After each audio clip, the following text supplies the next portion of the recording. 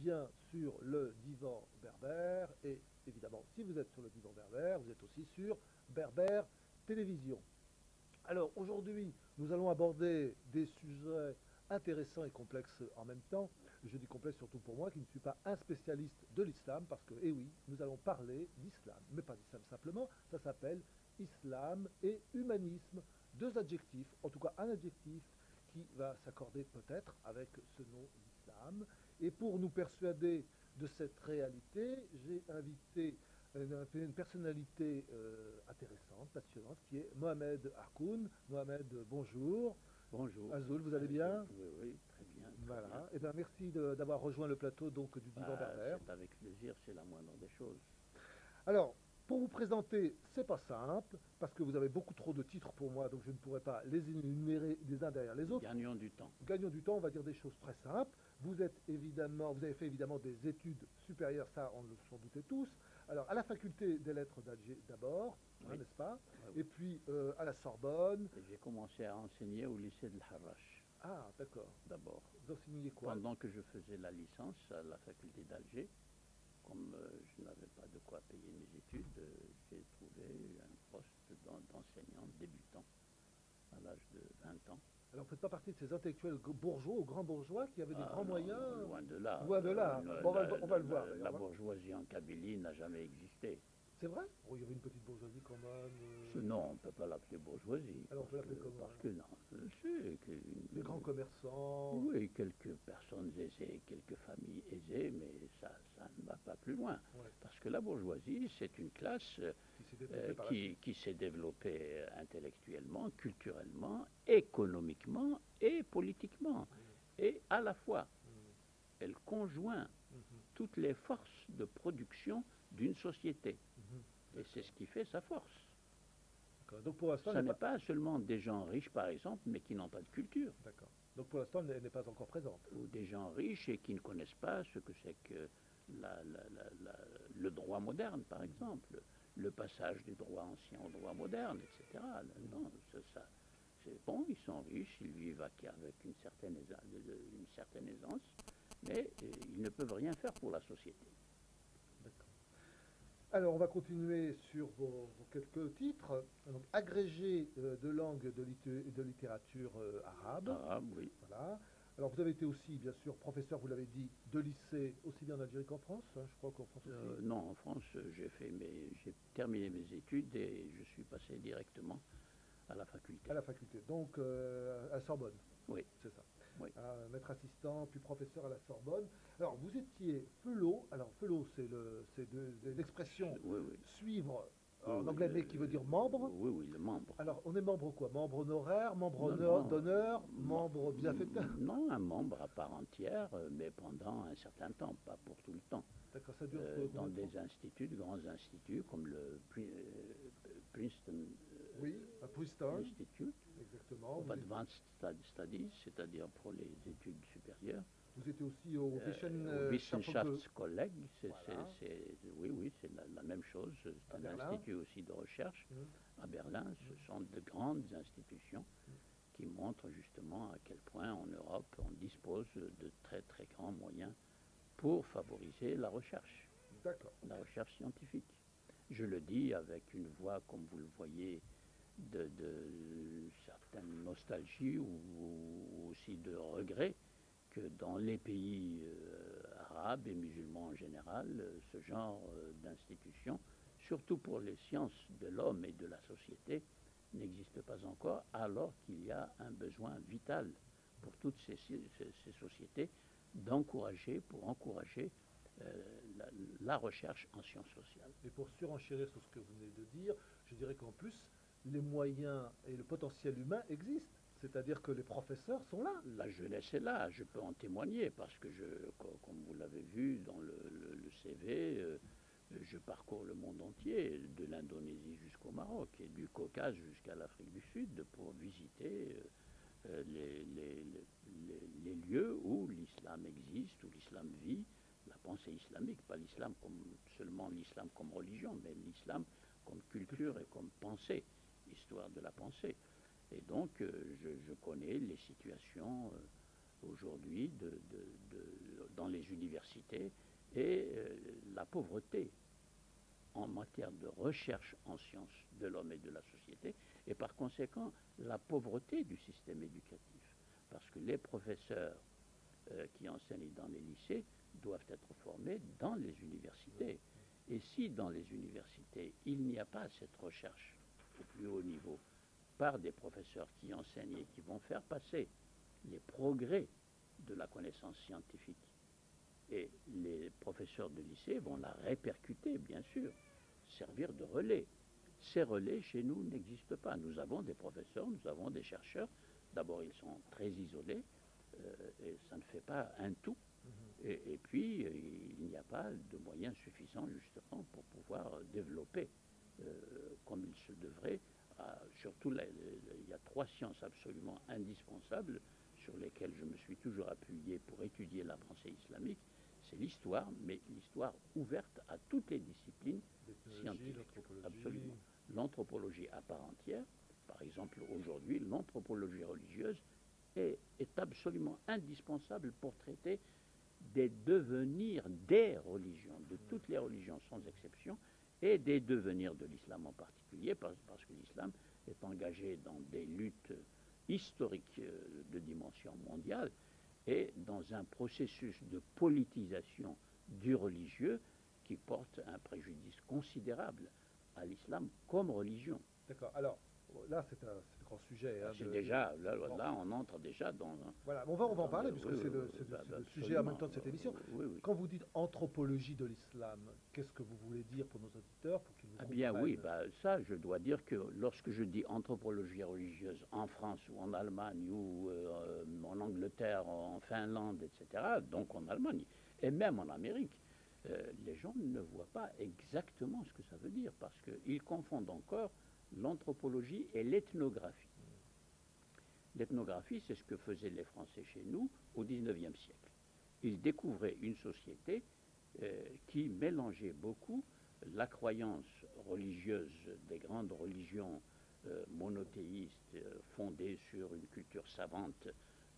Les 3 grandes religions sont fondées sur une culture savante, et puis les expressions superstitieuses, magiques de la croyance qui était au XIXe siècle très répandue dans toutes les sociétés musulmanes, parce que une des données de l'histoire de la pensée islamique, c'est qu'il y a eu un grand mouvement créateur, innovant dans tous les domaines de la connaissance du 7e siècle jusqu'au 13e siècle. C'est ce qu'on appelle l'islam classique, l'islam de référence, ou la pensée islamique classique de référence. Et puis après le 13e siècle, il s'est passé des événements historiques tout à fait considérables dans l'espace méditerranéen, tout l'espace, parce que l'islam, le destin de l'islam, est lié à l'espace méditerranéen, ce que l'islam aujourd'hui ignore. Alors, là, donc il y a eu régression. La régression sur le plan intellectuel a commencé très tôt, avant l'arrivée du colonialisme. Oui, bien sûr. Et oui, ben oui, vous dites bien sûr. J'espère que maintenant les jeunes en parlent. Oui, non, c'est pas une référence pour moi. Non, je sais que vous n'êtes pas d'accord avec la pensée de Bernaouis, mais ce qui est intéressant, en tout cas, c'est qu'il a, comme vous, sur les dates, il a à peu près le même point de vue. Ah, mais ça, tous les historiens sont d'accord. Voilà. Personne ne peut le nier. Les musulmans, même qui font de l'histoire, ils vous le diront, et ils parlent de l'inhitat. Voilà. C'est-à-dire la décadence, le recul, et tout le monde le reconnaît, ça c'est un fait d'histoire. Vous la situez à la mort d'Ibn Khaldoun, en partie, je ne dis pas que c'est lié à ça, hein. Non, ce sont des repères chronologiques. Voilà, il y a deux repères importants. Deux repères importants pour comprendre justement les processus qui conduisent au rétrécissement de ce que j'appelle le champ intellectuel de la pensée islamique. Il y a 1198, c'est la mort du philosophe Ibn Rushd, Averroès. 1198, fin du XIIe siècle, début du XIIIe siècle. Et puis, il y a 1406, c'est la mort d'Ibn Khaldoun, autre grand esprit, surtout dans le domaine justement de l'histoire. Et après Ibn Khaldoun, qui a écrit un livre tout à fait exceptionnel, de richesse en matière d'écriture de l'histoire et comment réfléchir au sujet de l'histoire, eh bien, après lui... il n'y a absolument pas, non seulement il n'y a pas d'équivalent à ce qu'il a fait, à ce qu'il a écrit, mais on ne le lit plus. Aujourd'hui, si. Non, non, non, non. Après sa mort, oui, c'est ça. À partir de ce moment, on ne le lit plus. Tout à fait, oui. Donc on ne s'enrichit pas à son contact. Oui. De même qu'on ne lit plus du tout et qu'on n'enseigne plus du tout la philosophie telle que Averroès l'avait pratiquée. Or, la philosophie est une nécessité intellectuelle pour le développement de ce que j'appelle l'humanisme dans la pensée islamique. Alors, l'humanisme. Arrêtons-nous sur ce moment de l'histoire. C'est aussi la chute de Grenade. C'est la période où... ah oui, bien sûr, 1492. Voilà, donc 1492, c'est une grande date aussi. Il y a des jalons comme ça. Voilà, c'est ça, il y a toute il y a des jalons, oui, voilà. oui. 1453, ça doit être constant. 1453, c'est les Turcs ottomans voilà, qui prennent la capitale de Byzance, c'est-à-dire Constantinople, qui est donc un grand lieu, un haut lieu de civilisation et de développement du christianisme. Du christianisme du haut Moyen-Âge.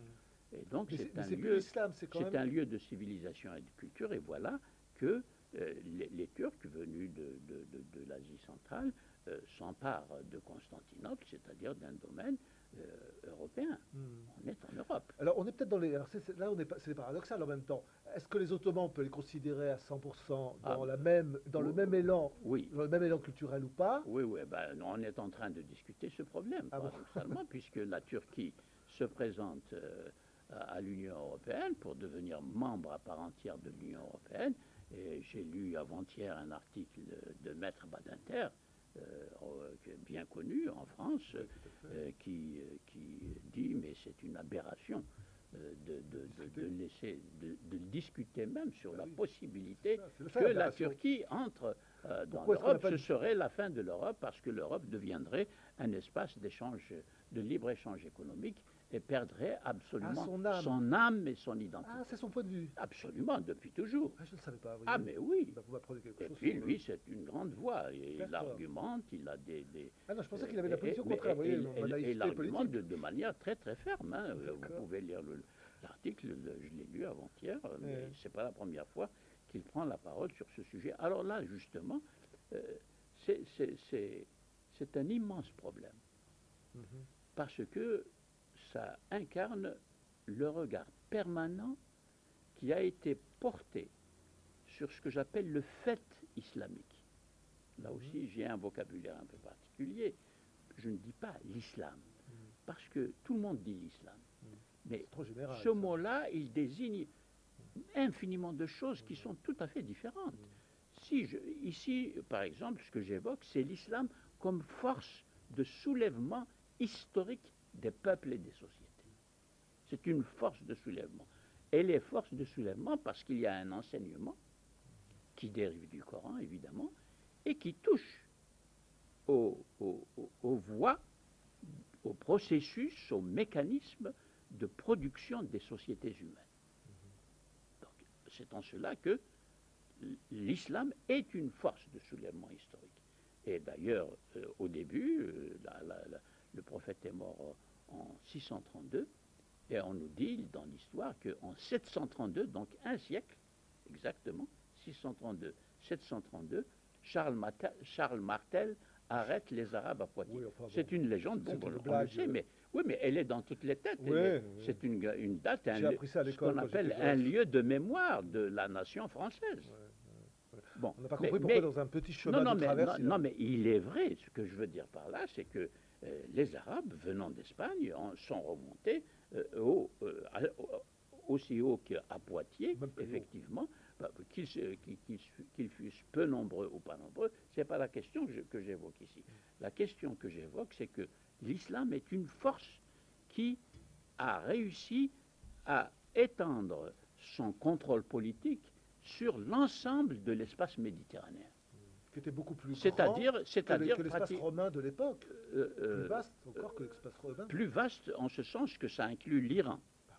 Et qu'à partir du 10e, 11e siècle, ça va jusqu'en Chine et en Indonésie. Oui, donc bon, c'est beaucoup plus vaste. Non, mais déjà, l'espace méditerranéen, c'est très important.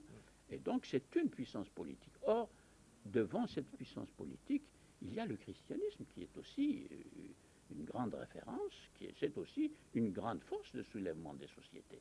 Et le christianisme, comme l'islam d'ailleurs, se sont répandus dans tout le monde entier, dans toutes les cultures. Ils ont franchi toutes les frontières parce qu'ils ont un message, l'un et l'autre, qui touche aux références conceptuelles, aux idées, aux manières d'organiser la cité, etc. Et donc, ils se sont fait concurrence, ils ont développé une rivalité historique pour contrôler justement les routes de la Méditerranée, qui sont une source de richesse. Et c'est cette rivalité entre une Europe chrétienne qui va, à partir du XIIIe siècle, prendre son ascension, qui ne s'arrêtera jamais jusqu'à nos jours, et qui va précisément, à partir du XIIIe siècle, avoir le dessus, progressivement, pas du jour au lendemain, sur la puissance musulmane, qui était représentée par le califat d'abord, et ensuite, à partir de 1453, par l'Empire ottoman, c'est-à-dire turc. Alors moi j'ai une question là-dessus. Je vous ai parlé tout à l'heure de Bernard Lewis. J'ai lu son livre sur l'explication du pourquoi de cette culture musulmane qui s'arrête. Non, c'est pas les historiens. Alors, est-ce que vous êtes d'accord avec son postulat qui est de préciser justement que le califat, à un moment donné, abandonne son pouvoir politique par rapport à la religion, c'est-à-dire qu'il protégeait la religion, il l'avait sous son aile et il la laissait s'exprimer. C'est la position oui, moi je résume. Hein. Oui. Et à partir du XIIIe, ce califat s'endort comme un peu les rois feignants et laisse arriver donc des manipulateurs, des groupes de pouvoir, des groupes de puissance qui sont des religieux et qui, eux, récupèrent ce pouvoir-là à ce moment-là, et qui alors mettent en place une forme d'intégrisme, comme connaissait la chrétienté. Ça, vous résumez les choses. Mal ou bien, mais... un peu trop gros, même par rapport à lui. Lui, déjà, il fait gros. Alors vous faites encore plus. Non, mais c'est normal. Nous sommes dans une émission. Je ne pourrais pas éclairer absolument parce que c'est tellement complexe qu'il faudrait quand même beaucoup de temps pour réfléchir à ça. Par exemple, on ne peut pas dire qu'à partir de 1453, il y a un effacement de la puissance musulmane dans la Méditerranée. C'est le contraire qui se produit. Parce que l'Empire ottoman, installé à Istanbul, qui est le nouveau nom de Constantinople, est un empire qui s'étend de l'Irak jusqu'à l'Algérie. C'est-à-dire toute la Méditerranée du Sud et de l'Est.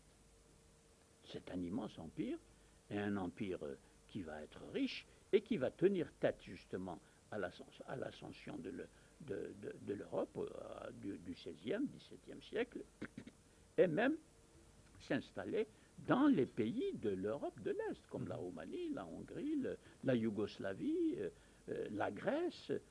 Donc, politiquement, l'islam retrouve une force avec l'Empire ottoman. D'accord. Dans l'espace méditerranéen. Alors, comment on peut expliquer ? À partir du XVIIIe siècle, là, alors, effectivement, l'Empire ottoman commence à vaciller, à perdre absolument le contrôle des choses. Et bon, en 1800, Napoléon va en Égypte et fait ce qu'il a fait. C'est-à-dire, c'est une première conquête, si l'on peut dire. Et puis, 1830, la France s'installe en Algérie, et puis ça continue. Et donc, au XIXe siècle, l'Empire ottoman est dépouillé. Alors, par exemple, quand elle s'installe en Algérie, c'est assez étonnant parce qu'elle vient avec très peu d'hommes. Il y a quoi? Il y a 10 mais 000 bien hommes. sûr, au 19e, nous sommes au 19e siècle, il ne faut pas l'oublier. La population de l'Algérie au 19e siècle, moi personnellement, je n'ose pas donner de chiffres. Il y en a qui disent 3 millions, 4 millions, 5 millions, on n'en sait rien. Même pas de statistiques, on peut mettre 5 millions au plus, parce qu'on était 9 millions en 1900, encore 9 millions en 1960. Hein, c'est pas, la démographie a décollé après les indépendances, après les années 60. Par conséquent, c'était vraiment, quand on parle de conquête de l'Algérie ou de conquête de l'Égypte, c'est une petite campagne. Hein, mais pourquoi c'est-il qu'il n'y a pas eu du tout de résistance de la part des Ottomans mais parce qu'ils sont loin, les Ottomans. Oui, mais le gouvernement ottoman était loin. Et puis, il y avait une certaine autonomie des gouverneurs ou des pachas qui étaient nommés et étaient censés d'obéir aux ordres d'Istanbul. en fait, ils envoyaient les impôts, quelques impôts qu'ils prélevaient et dont l'Empire avait besoin.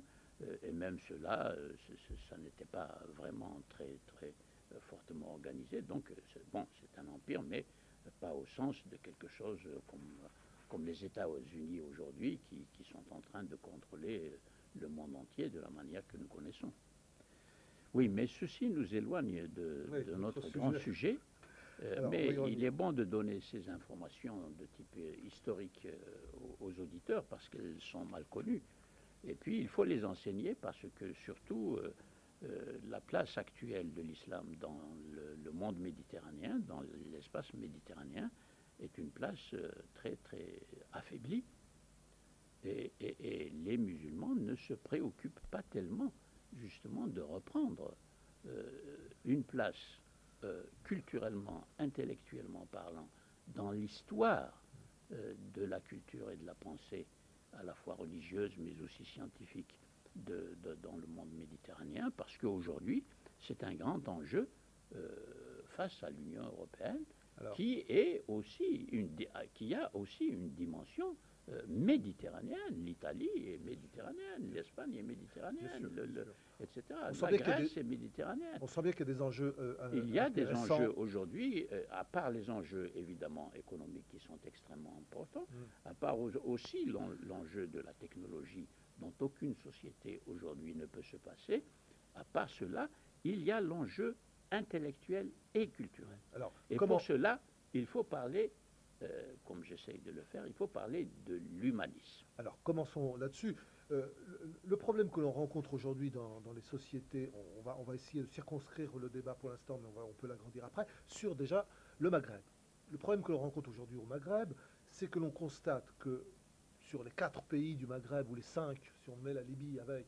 il faut la mettre, bien sûr. Pas parce que, non, anthropologiquement, attention, anthropologiquement parlant, du point de vue de ce qu'on appelle l'anthropologie culturelle, l'espace maghrébin, alors appelons-le l'espace maghrébin, tout à fait. Parce que le mot espace nous libère des définitions et des contenus idéologiques qui font que vous hésitez à inclure la Libye ou à l'exclure, vous voyez. Pourquoi je dis l'espace maghrébin? L'espace est ouvert. Alors, l'espace maghrébin, du point de vue anthropologique, c'est la frontière égypto-libyenne, Benrazi. Et vous venez vers l'ouest, jusqu'à la côte atlantique, jusqu'au Maroc.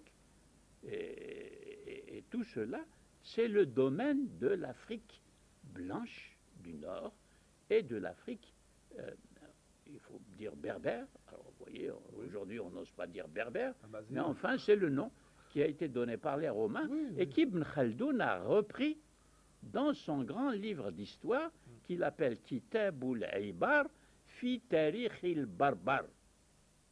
Il faut le savoir. Traduction. C'est-à-dire, c'est le livre des leçons, Kitabul Ibar, le livre des leçons, les leçons que nous pouvons tirer de l'histoire, parce qu'il réfléchissait pour tirer des leçons de l'histoire, fi Tarikh al-Barbar, à partir de l'histoire des Berbères, pas des barbares, des Berbères. Le barbare, c'est le nom arabe qui a été pris par les Arabes chez les Romains. Donc, ceci vous dénote un destin particulier de cet espace maghrébin. Vous voyez, et ça remonte très loin. C'est-à-dire que le peuple de cet espace, qui parle le berbère, qui a une culture et des institutions et des coutumes et une religion berbère, ne se nomme pas lui-même. Il a perdu le nom qu'il se donne à lui-même. Il ne l'a jamais eu depuis les Romains, c'est-à-dire que ça fait 20 siècles quand même. Mais il a eu un passé tellement glorieux aussi. Non, mais ne parlons pas de gloire. Donc je parle de gloire au sens culturel. Hein. Oui, même culturel. Parce qu'il faut être modeste. Et il faut mesurer justement les différences, les décalages entre les différentes cultures qui existent dans cet espace méditerranéen. Car on ne peut pas comparer, justement du point de vue de la grandeur et de la richesse des cultures, et puis aussi leur richesse du point de vue de leur destin historique et de l'influence qu'elles ont eue dans l'histoire. Il y a l'idée monothéiste. C'est la grande force. Elle est énorme, c'est une immense force. avec ces trois grands rameaux qui sont maintenant le judaïsme, le christianisme et l'islam. Ça, c'est une grande force qui traverse tout l'espace méditerranéen et même au-delà de cet espace. Deuxième grande force. Parce qu'elle apporte l'humanisme aussi. Oui. Deuxième grande force, c'est la pensée grecque et la pensée juridique romaine. Car Rome est le premier grand empire aussi à avoir mis en action historique la notion de res publica. La Pax aussi, la Pax Romana. La Pax Romana, la Pax Romana, c'est-à-dire la paix romaine dans tout l'espace de la Méditerranée, grâce à un empire qui s'est donné un outil absolument indispensable à tout État pour pouvoir exercer ses tâches et ses obligations vis-à-vis des sociétés dont il a la charge, le droit. Le droit romain a forgé et celui de l'Église et celui de l'Europe laïque. On mettra 15 siècles pour le retrouver. En France, on a enseigné le droit, on l'enseigne encore d'ailleurs, mais on a enseigné le droit romain comme une partie absolument décisive de la formation de tous les juristes jusqu'aux années 60-70. Quand j'étais étudiant à Alger, je me rappelle, mes camarades étudiants qui faisaient du droit, ils faisaient du droit romain. Et la philosophie grecque, sans laquelle l'attitude humaniste n'est pas concevable. Voilà. J'en viens quand même à notre sujet de l'humanisme. Pourquoi est-ce que j'ai écrit un livre, j'ai consacré ma thèse de doctorat à ce sujet qui est l'humanisme arabe au Xe siècle de l'ère chrétienne, IVe siècle de l'Hégire. C'est-à-dire qu'on va parler d'humanisme avant qu'on en parle en Europe elle-même, c'est-à-dire à partir du XIVe, XVe et surtout XVIe siècle. Oui, c'est surtout après. XVIe siècle. Des Lumières surtout. Alors, qu'est-ce que c'est que cet humanisme qui émerge à Bagdad, qui émerge à Ispahan, à Shiraz, qui émerge au Caire, qui émerge à Cordoue, qui émerge même à Kérouan, plus modestement qu'à Bagdad, bien sûr. Qu'est-ce que c'est? C'est la philosophie grecque. C'est la philosophie grecque qui introduit une idée et une pratique de la raison humaine. La raison, qui est une faculté autonome, responsable de la connaissance qu'elle produit, responsable du contrôle de la véridicité de la connaissance qu'elle produit. Ça, c'est une conquête formidable pour l'esprit humain. La raison.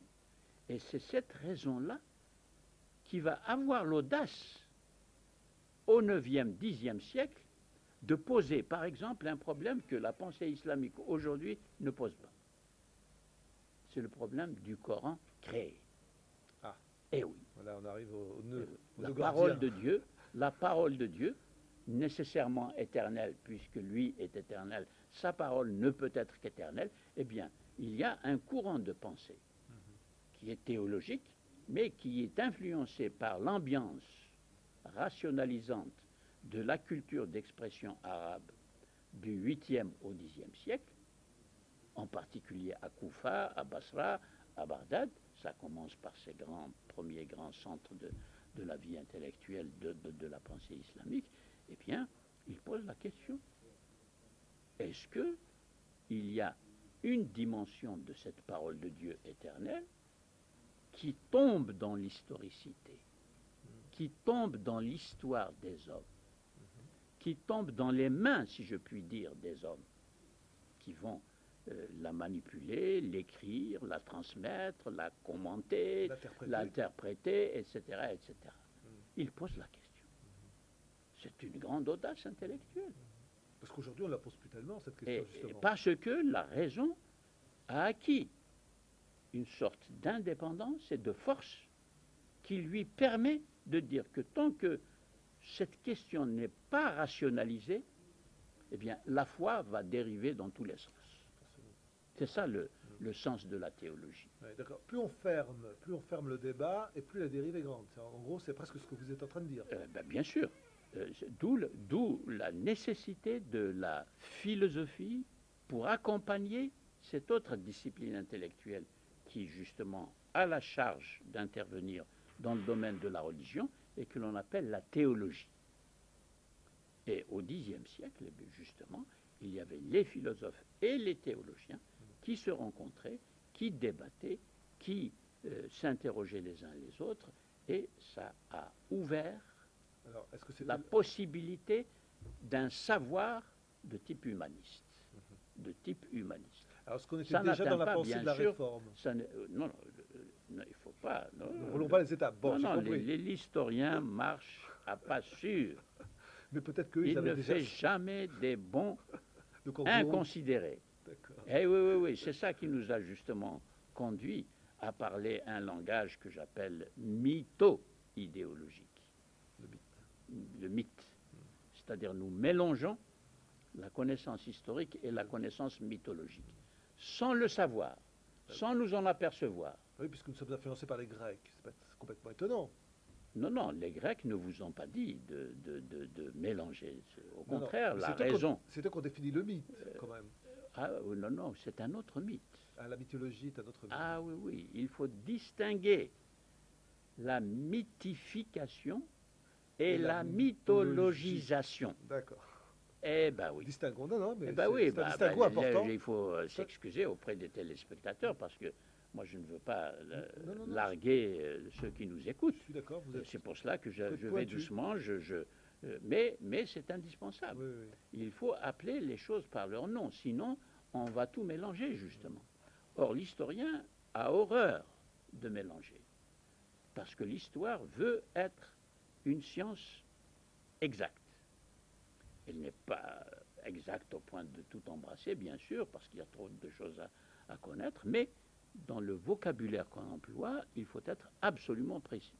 C'est pour cela qu'aujourd'hui on dit le fondamentalisme, l'islam fondamentaliste, les religions fondamentalistes, mais l'historien va distinguer entre l'attitude fondamentaliste, qui est dogmatique, qui est rigide, qui ne réfléchit pas, mais qui fait des déductions, justement, en enjambant toutes sortes de réalités, sans les respecter, des faits d'histoire qu'elle ne respecte pas. Ça, c'est du fondamentalisme. Tandis qu'il y a la pensée fondationnelle. Fondationnelle, en français, ça veut dire qu'il y a un mouvement constant pour aller à la recherche des fondements de la connaissance. Les fondements de la connaissance ne nous sont pas donnés. Il faut les rechercher. Et cette recherche veut dire qu'il faut réfléchir sur leur solidité pour qu'ils fonctionnent comme des fondements. C'est-à-dire qu'il y a un travail constant de critique du fondement avant de faire confiance à quelque chose pour m'en servir comme fondement. Alors comment on est aussi dans un paradoxe. Et là, ce que je dis là, j'ai introduit cette distinction en étudiant justement l'histoire du droit musulman.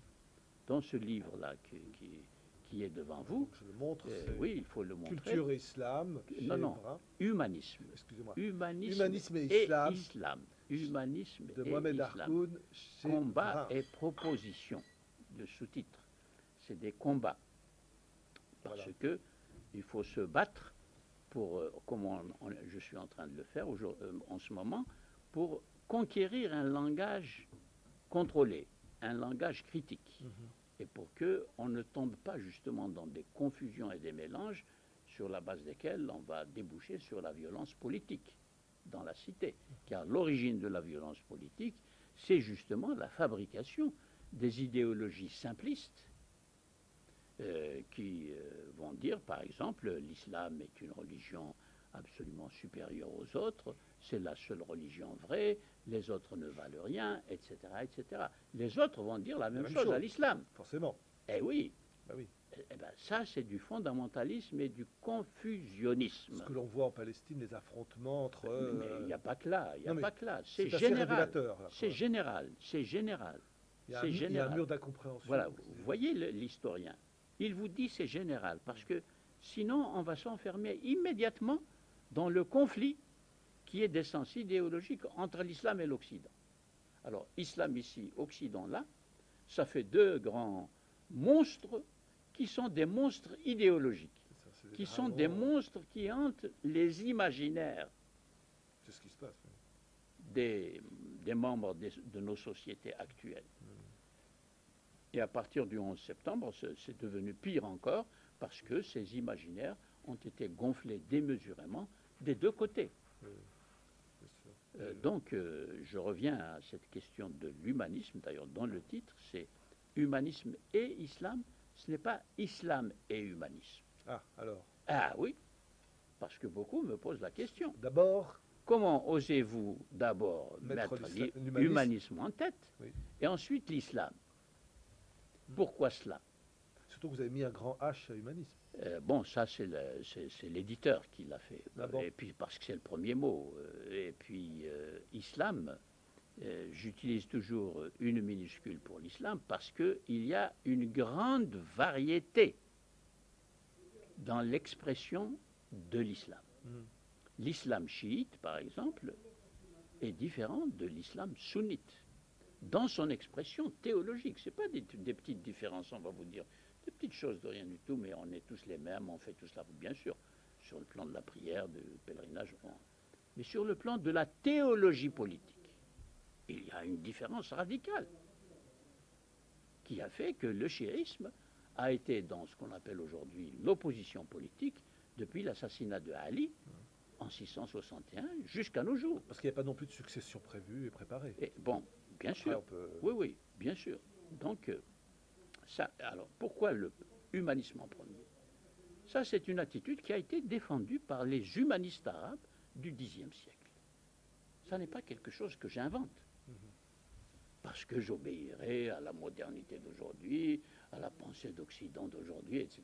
Pas du tout. Parce que vous auriez eu envie de défendre... L'historien marche à pas lents mais solides. Compter. Oui, compter. Pourquoi? Eh bien parce que il y a des noms que je cite là, par exemple, quelqu'un qui s'appelle Abu Hayyan al-Tawhidi, qui a vécu au Xe siècle et qui est mort en 1014, début du XIe siècle. Et son contemporain, qui est mort en 1020, et qui s'appelle Miskawayh, qui est d'origine iranienne, comme son nom l'indique.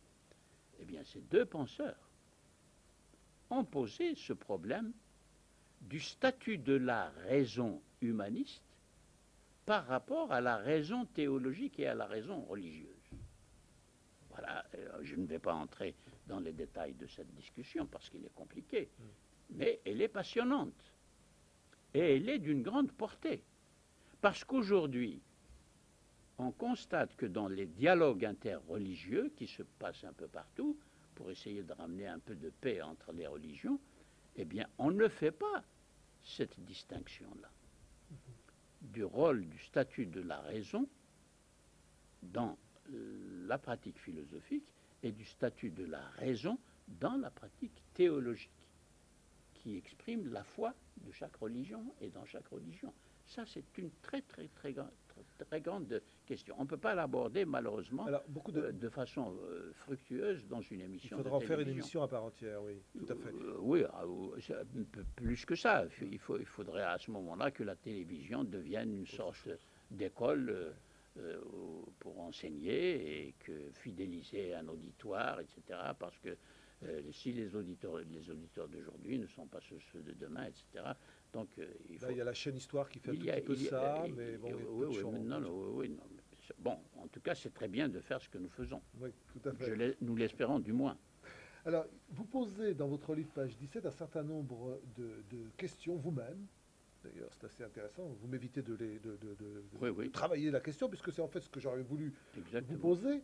Vous dites, numéro 1, que recouvrent les qualificatifs arabes et islamiques? Et surtout, deuxième question, quand et en quels milieux sociaux liés aux faits islamiques a pu émerger une attitude humaniste? Eh bien oui. Ce que vous étiez en train de nous expliquer. Exactement. Là. Oui. Donc vous avez répondu. Alors, justement, pour la première question, pourquoi je pose cette question?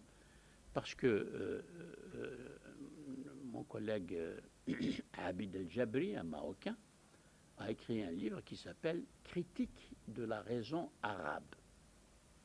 Et moi, j'ai écrit un livre, d'ailleurs, ils ont paru presque à la même date, en 84, ça fait longtemps.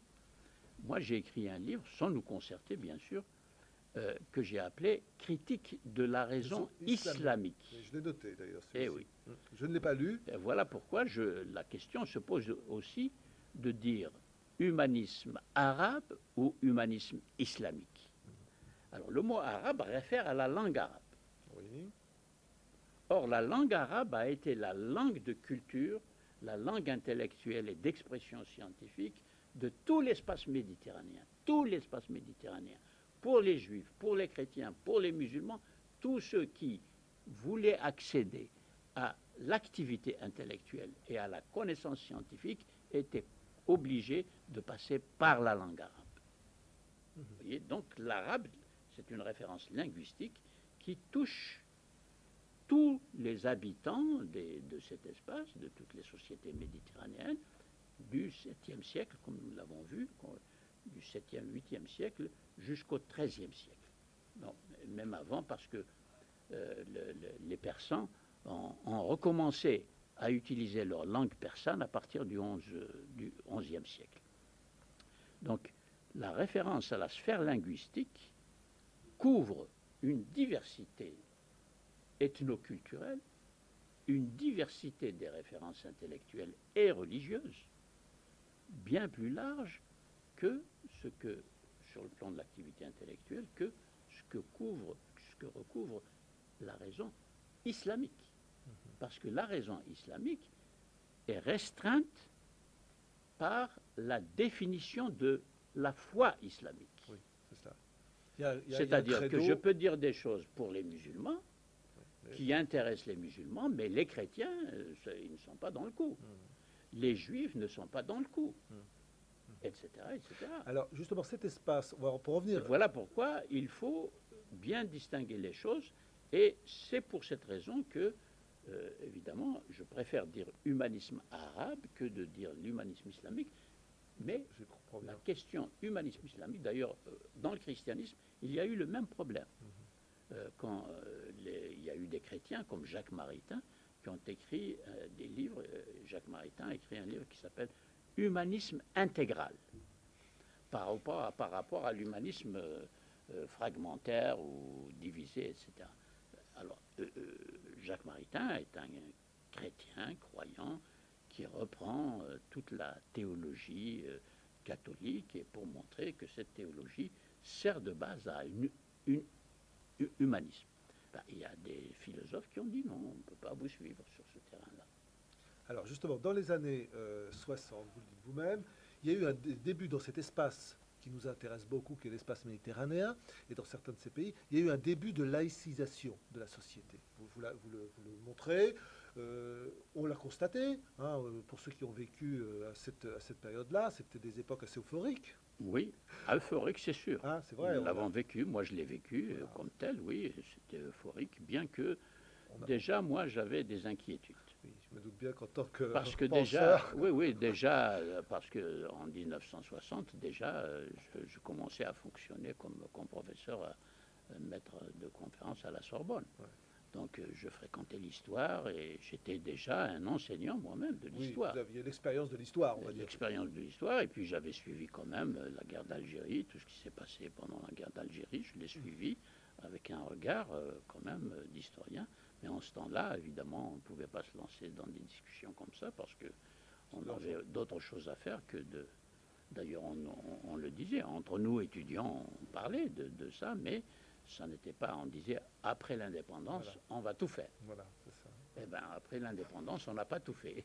Bon, l'indépendance n'est pas terminée. Oui, oui. on est dans le cours de l'histoire, justement. Oui, oui, oui. Alors, cet espace méditerranéen est-ce que s'il y avait eu effectivement une mise en place d'une société laïque, est-ce que vous ne pensez pas que justement tout cet espace musulman, ça lui aurait permis de se développer d'autant plus fortement et plus rapidement, et qu'il aurait véritablement aujourd'hui une assise dans la société méditerranéenne, une assise forte et puissante? Eh oui, mais malheureusement, les choses ne pouvaient pas se passer ainsi. Vous avez raison de dire ne pouvaient pas. Ne pouvaient pas. Voilà, c'est ça. Il ne faut pas être naïf non plus. Et l'historien le sait, Oui. il donne des explications. Oui.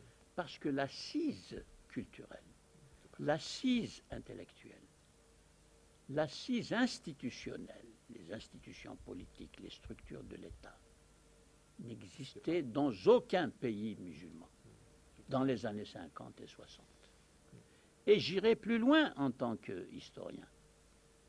Les assises intellectuelles qui existaient à Bagdad au Xe siècle, eh bien, elles n'existaient pas en Algérie, par exemple, en 1962.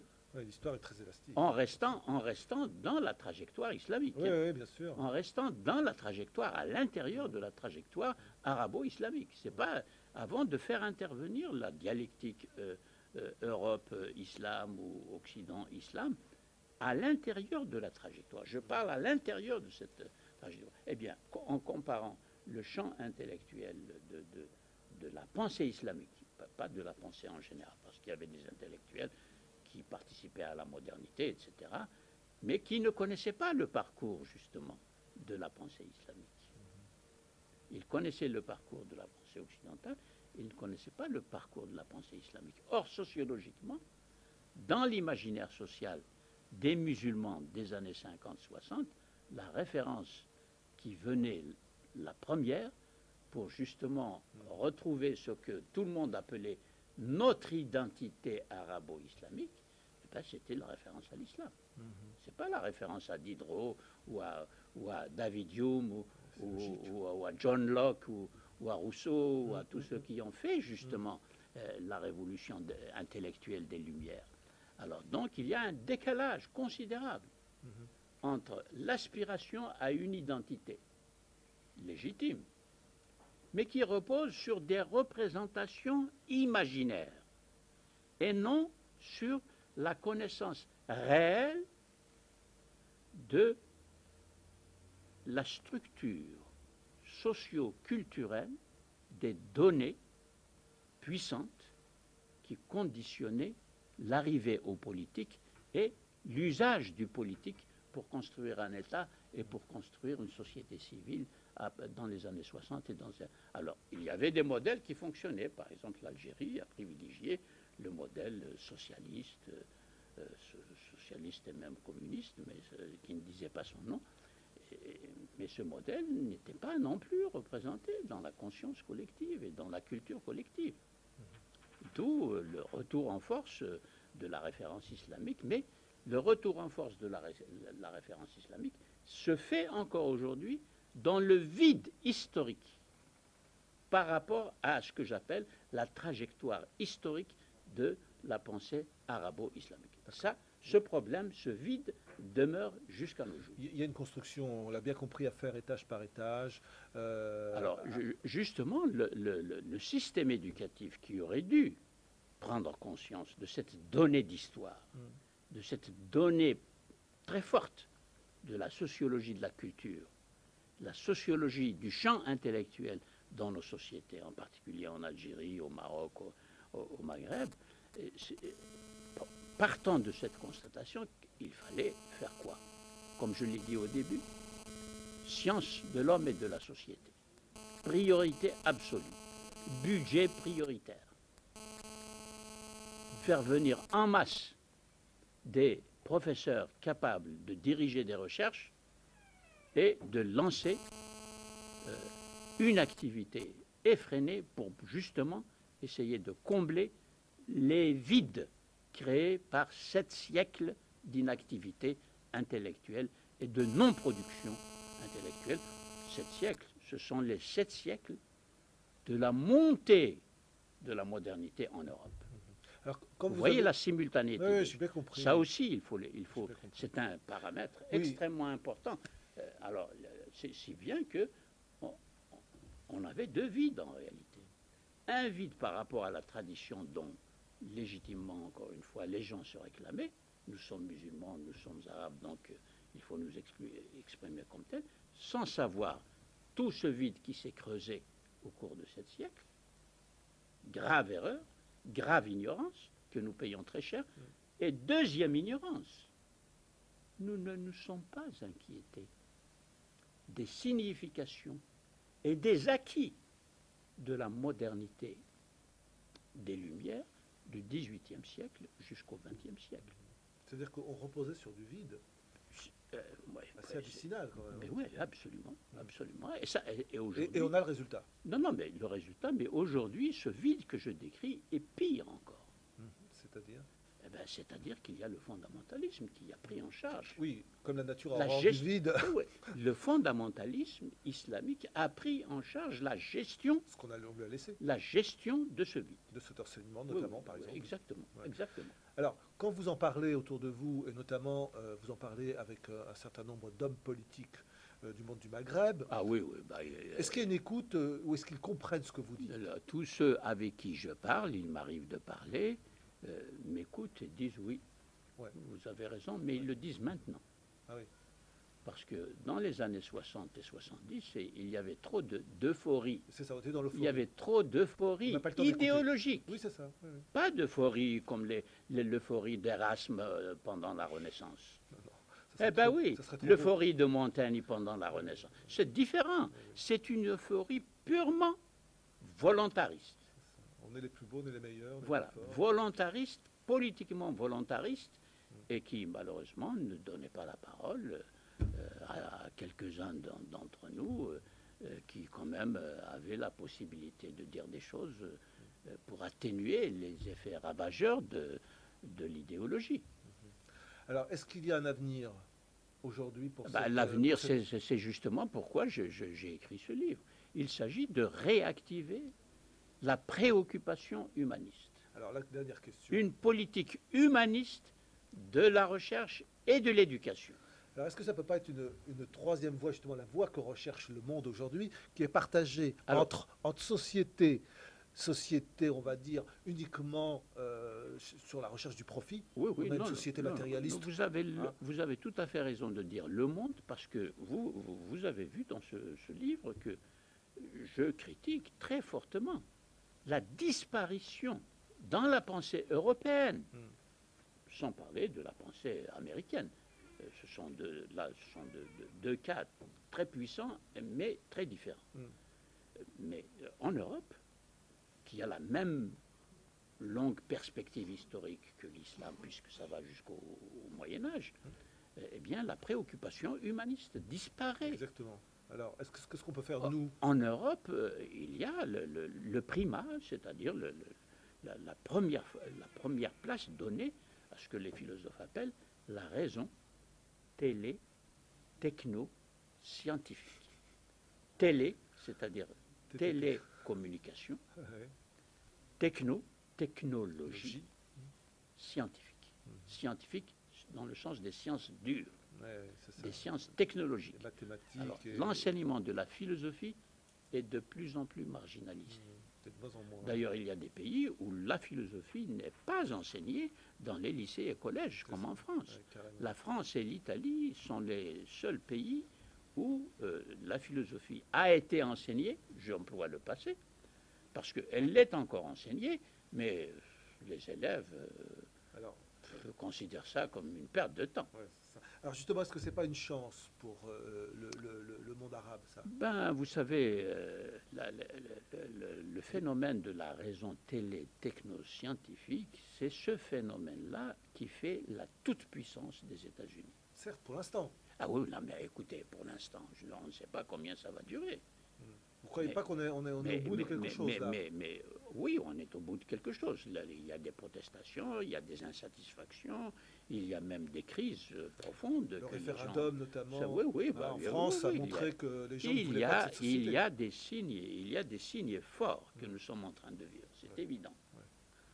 Mais je ne sais pas, je ne peux pas dire si on va vraiment revenir non pas à la question humaniste telle qu'elle a été vécue au XIXe siècle ou au XVIe siècle, on ne revient jamais en arrière, non, c'est pas ça du tout. Ce que je dis là, c'est l'attitude humaniste qui est une nouvelle manière d'utiliser l'outil de la raison, d'utiliser la culture, d'utiliser la recherche scientifique, j'insiste, dans ce qu'on appelle les sciences de l'homme et de la société, pour compenser, pour suivre et pour accompagner de façon critique, intellectuellement, l'évolution nécessaire des sciences comme la biologie, qui nous rend énormément de services quand même. L'allongement de la vie est dû aux recherches biologiques. Et donc, les problèmes d'environnement et puis la technologie, c'est quelque chose d'absolument important, formidable, à condition de maîtriser ces outils. Les outils qui sont à la main de tout le monde. Certes. Regardez ce qu'on peut faire avec la technologie. Il suffit de faire un stage pour conduire un avion pour faire une catastrophe épouvantable. Oui. Alors, c'est ça la technologie. Alors, donc s'il n'y a pas un contrôle humaniste de l'usage de ce que l'esprit, car c'est la raison qui produit tout ça, la technologie aussi c'est la raison qui produit. C'est la même raison, mais une raison divisée en deux, si je puis dire, et qui n'a plus le temps de s'occuper de l'autre moitié. Mohamed Harkoun, merci. Alors, je remontre son livre Humanisme et Islam. Ben, il y a l'autre aussi qui... On va les montrer. Combat et proposition. Combat et proposition chez l'éditeur Vrin. Voilà. Ensuite, alors là, il s'agit d'une discussion entre Mohamed Harkoun et Joseph Maïla. Un chercheur libanais. Un chercheur libanais qui est un spécialiste, en tout cas il se proclame ainsi, oui. De l'histoire de l'islam. Non, pas de l'histoire de l'islam, il est sciences politiques. Sciences politiques. Il y en a beaucoup comme lui qui font des sciences politiques. C'est une science comme une autre, mais évidemment, la dimension historique n'est pas première. Alors, il est doyen de la faculté de sciences sociales et économiques de l'Institut catholique de Paris et spécialiste, dit-il, des questions du Moyen-Orient et de l'islam. Voilà. Oui. Ensuite, alors, un livre toujours de Mohamed Harkoun, l'islam approche critique. Voilà, donc c'est le troisième. Alors, je vous ai amené que cela parce qu'il y en a énormément. C'est quelqu'un, donc, visiblement de prolique qui écrit beaucoup, M. Harkoun, sur une question qui est centrale, est cette question, donc, de l'islam et de la société autour de la société on va dire islamique, autour donc de la pensée humaniste, bien sûr, parce que cette critique est une critique, on va dire, originale, car elle ne prend pas de parti pris. Elle n'est pas dans le parti pris. Bon, non, la critique ne doit absolument pas prendre parti, sinon elle perd sa valeur et elle perd ce qui fait son prix, à savoir l'acquisition de l'autorité intellectuelle pour parler des problèmes qui divisent les hommes. Justement, alors, vous êtes dans une sorte de voie que je sens un peu étroite, mais qui est passionnante, qui consiste à réfléchir en termes de sens, donc sans trop d'idéologie, je n'ai pas trouvé chez vous d'excès consensuel non plus. Et ça me fait plaisir, parce que l'excès consensuel, c'est l'ennui. Ah non, c'est pas possible. Voilà.